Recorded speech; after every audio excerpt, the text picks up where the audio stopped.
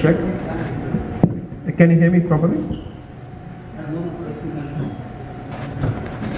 To share a few words about the Cisco case, which is currently going, where I wrote a couple of articles about that. But after I come here, I feel that it would be very polite and appropriate to share something about Ambedkar, especially after listening to Dashwinder, which I got translated from here. Because neither I know, I asked Ram to translate what he spoke. I thought he's speaking Hindi, because for us anything above Madras is Hindi. Ram told it is not Hindi, it is Punjabi. and it is very inspiring that he told some of the stories, and it is very important that each one of us has to read about Ambedkar definitely, because that's the only way we know. We know there are very good biographies, especially from Dhananjay Gir and other Ambedkarites. And I would like to share 2 points. What I started reading from a book, but I have not completed. 2 incidents from that book, and that is a new book written by Dr. Ambedkar. The name of the book is Iconoclast, a reflective biography of Baba Saheb Ambedkar. But that book, definitely I am giving a, the pinch of salt or the warning, that book is not wholly praising Ambedkar, but definitely all of us have a point to agree and disagree on that book. If you are a very Puritarian on Ambedkarism, then you may not enjoy the book completely, but it has a lot of information. And Anand Teltumde as a Marxist, he's a Marxist. So the overview of the book is he's critical about Ambedkar, some of the politics and Ambedkarites politics, and why we need a united struggle, why we got to combine the class struggle. I'm not going to talk about it because nobody will be interested in it. I would like to tell only 2 things which interested me from that book. So when Ambedkar, and also when I mean as a Marxist and Ambedkarite, there is a lot of points to disagree. But still, the December 6th is not only an important day for Ambedkarites, but also for the Marxists, because on the same day of December 6th, according to the old Russian calendar, Joseph Stalin's birthday. And Ambedkar's, the December 6th is the death anniversary of Ambedkar. So the first point from the book is, which is very new to me, when Ambedkar embraced Buddhism, that he's chosen the city Nagpur. And many people were giving many explanations, even during the time of the conversion. Some were telling it is the headquarters of RSS. So Ambedkar decided that the blow to the caste system has to start from the very belly of the Hindutva. So he has chosen Nagpur. Thanks. But that's not the fact.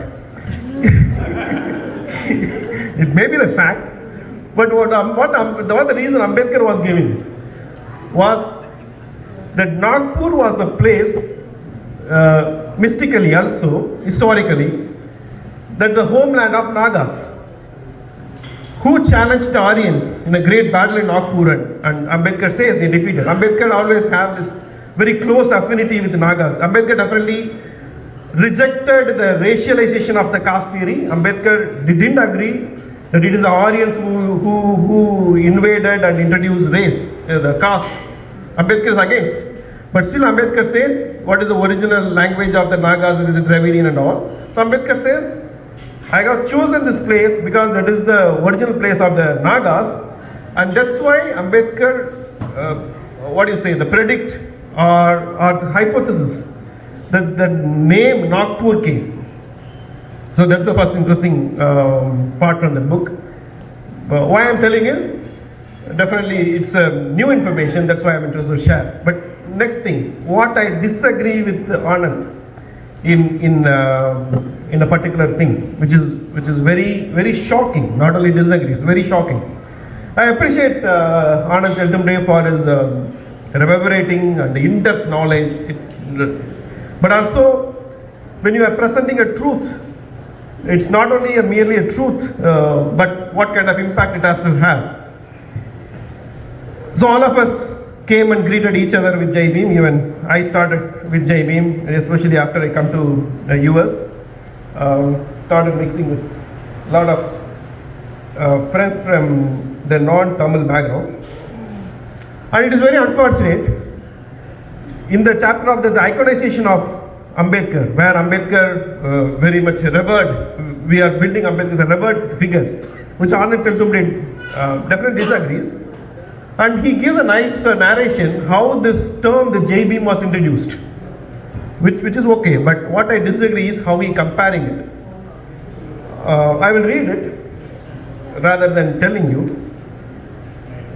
So around the same time, Anand Teltumbde writes is around 1937, Babu Yellan Hardas, MLA of Independent Labour Party from Kampate, which is near Nagpur, coined the greeting Jai Bhim. So it is introduced in 1937. And he goes on to write, Jai Bhim as a greeting for community like Sat Sri Akal, Ram Ram and Salam Alaikum, mark Sikh, Hindu, Muslim respectively. I am still okay with Anand and agree, but what he goes forward is very disturbing. There is no example of such a mass salutation coined after a historical person, living or dead, except for the sole example of Nazi Germany. Hail Hitler. Ambedkar was just 44 then. He was referred as a Bhim Raja, and he goes on explaining. Maybe a fact, maybe a fact in it, the truth in it, I don't disagree with it.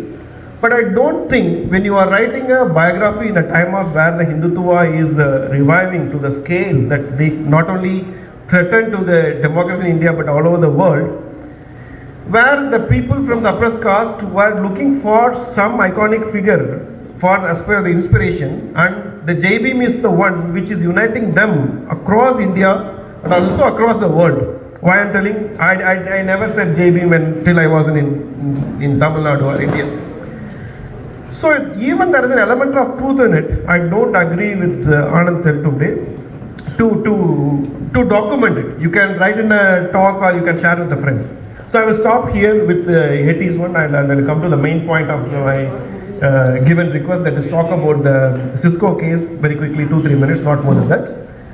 But before that, definitely read this book. It's I told the points which I don't agree. There are some other points which I agree, but I don't want to take all of your time. But it's a 550 pages book, and I have not read it. I just skimmed through some of the pages and reserved for my Christmas or the New Year treat, where I need at least a week to complete. But once I complete, definitely I will write, and also very much interested to discuss with you. If you read, please reach out, and because that gives a lot of energy to. When you discuss things, that just give you a lot of energy. So that's why I'm in fact I admit I'm trying to market this book to you. So now the Cisco case. I would like to take from this Vinod's words, that what are grand words of liberty and freedom. Here also I will tell another story before I get into the Cisco case, which I wrote in the Caravan magazine like in 2021. Where Abraham Lincoln, the President Abraham Lincoln, told a story to their audience in the Baltimore in the peak of the Civil War in 1964. He narrated a story like this. There was a shepherd, wolf, and a sheep, and the wolf attacked the sheep, and shepherd delivered it. And the story goes like this: the sheep thanked the shepherd as a liberator. But the wolf denounced and complained that shepherd was the destroyer of the freedom and liberty of wolf, especially when the wolf was a black, when the sheep was a black one. And President Lincoln concludes that. But one thing is definite and clear: the word liberty is not equally agreed upon between the sheep and the wolf. This is what exactly we see in the case of Cisco, when the Civil Rights Department filed the case on behalf of a victim. The victim himself did not file the case. Victim. the Hindu American Foundation led by and the whole the Hindu supremacists opposed it. Not only opposed it, they went ultimately filed a case in the federal court on two grounds: that the CRD's case on Cisco violated the constitutional freedom of the Hindu Americans on the first ground, which has many details in it, and I don't want to go it, but there is a second point which is more important is the CRD should not file such a case in the future. These are the two complaints that they filed in the federal court. I will slightly touch upon the second part, how CRD tried to dismantle this one. CRD tried to dismantle using something called Younger abstination in the United States. So Younger abstination is a Supreme Court case which the judgment came in 1971, which uphold the federalism. If there is an active state action under the litigation taken by the state, the federal government cannot intervene. So how it works in India, you may have some lawyers here, I do not know which president. But in the US, if there is an active litigation in the state court, which is initiated by the state, which is very important, what they call state action, which is qualified as a state action, the federal court cannot intervene. That is called Younger abstination. And on what ground? The CRD rejects it. CRD rejects it on the three grounds. What the HAF claim was three grounds. What HAF said? First of all, the case does not qualify as a state action. It's a very gullible and very disingenuous argument from the Hindu American Foundation. The CRD case against Cisco does not qualify as a state action because of according to HAF, it is on behalf of a victim who is a Dalit as an individual. The CRD filed a case, and CRD in this case acting as a private attorney, not as a state attorney. And that's the first. Second, in the amended complaint, the HAF filed the case in 2022 August, which was rejected, ruled against the HAF in September 2023, because HAF as an organization filed the case and the court rejected that you don't have a standing. You need individuals who are affected by this has to file the case. And in the second amended complaint, HAF and other individuals joined the case. A couple of them were the Sundar and Ramana, who were mentioned as a complainants in the CRD's, the Cisco case. Despite they are dismissed, their names were there. The second argument from the HAF was that Sundar and Ramana did not have enough opportunity to defend themselves in the state court because they were dismissed from the case voluntarily by CRD.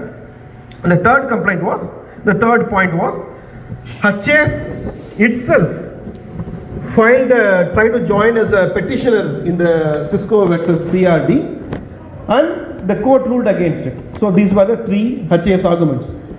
So how the CRD debunked this argument? The final hearing had to come. But how the CRD debunked this argument was, HAF had an opportunity to appeal in the state court, but they did not avail. When the court ruled against this, they went for appeal, then they withdrew themselves. And what is the second argument of the Sundars and Ramana? Sundar and Ramana filed a motion in the state court to get them dismissed on the ground based on a case of the Renault versus something. It's a 1990 case, which is very shocking one, which deals the California, or which deals with issues of discrimination and harassment. It is very interesting to note, and it is very surprising also, how the California law deals with discrimination and harassment. To define as a discrimination and harassment in the interest of the case and the law is, discrimination is something where the manager takes some action in order to get his regular duties done by the subordinates. It can be hiring, it can be firing, it can be giving bonus or anything. If there is a partiality, if there is a discrimination in it, The individual manager is not responsible according to the California law. Only employer is responsible. And if there is a harassment, the individual also responsible. But the fact is, harassment, the scope of the harassment is not only within the assigned responsibility of the duties, but something outside. If I am harassing some women or people of gender, if you are harassing outside, that you are making some bad remarks, it is harassment but not discrimination. And Sundar and Ramana filed a motion in the state court to get them dismissed based on this discrimination as a harassment, which is the responsibility of the corporate, not individual. So let us plead. And this is because of the fact that we dismissed from the case. It is not still. They would have continued in the state case and defended their religious rights, because what they filed in the federal court is not discrimination as a harassment, but is the equal protection. That since they themselves are discriminated as a Hindus, their equal discrimination is violated. That's why they went to the court. So that does not have a standing. CRD second argument. The third argument, which I told first, I came in the reverse, which I told first is whether it qualifies as a state action. When HAF says the victim would have hired a private attorney to appear for them, but CRD rejected according to the rules, the California rules, the FEMA rules, the Fair Employment Housing, that if there is a discrimination and if the department finds the discrimination has taken place, CRD has all the constitutional authority to appear as a public prosecutor as a state action, which is allowed by the law. Not only that, the CRD can go to the next step, finding the overall remedy for the entire employees of the company, not for a single individual. And how it was vindicated in the recent court case finally is on November 15th, which if you have been subscribed to the AKC newsletter, we released a press release, not a newsletter. AKC did a press release on this one, the November 15th development. CRD requested some 21 terms like caste, Hindu, Hindi, Brahmin, Kshatriya, Vaishya, and all these things. They requested whatever the communication taken place within the spin-off company, because the victim in the case worked in a different company within Cisco, and the Cisco, wherever you are discussing all these things. Interestingly, they have a term also called affirmative action. Because how they are discussing cost, right? It's not directly cost through all these terms. And the court, they requested like these 21 terms, wherever discussed, find in your communication, share with us. What was Cisco's response? Cisco said it had 348,000 items. And if we have to review this one, it cost us 1.5 million, so we cannot give. So finally they agreed that they are going to give the 9 words, which includes caste, Hindu, Hindi, the Brahmana, Kshatriya, Vaishya, Sudra, and all these things. It has come. What it affirms is the CRD has such a power to have the overall remedy of all the employees in Cisco, not only the individual. So that's how they are able to defend this case in the federal court, what is indicated in the state court also. And that is the direction that what we have is a liberty of freedom. During this Ambedkar's birthday, the death anniversary, when we are discussing about Ambedkar and his role and emancipation and all, we are definitely considering that what is happening in the US, because this book, the Active Class, also deals with the US, and AT, the Anand being critical of the diaspora community here, that we are not taking the politics as a unified one, which I agree with them also. And we have to enrich ourselves on the latest understanding, the criticism of Ambedkar, and what is needed, definitely the need of the other. And if there definitely, importantly, finally, there will be a disagreement, and as we have with Anand Kalkundi and among us, but we have to navigate and discuss through this disagreement and build a united front and then finally take the emancipatory politics of Dr. Ambedkar. And thank you for listening. Thank you.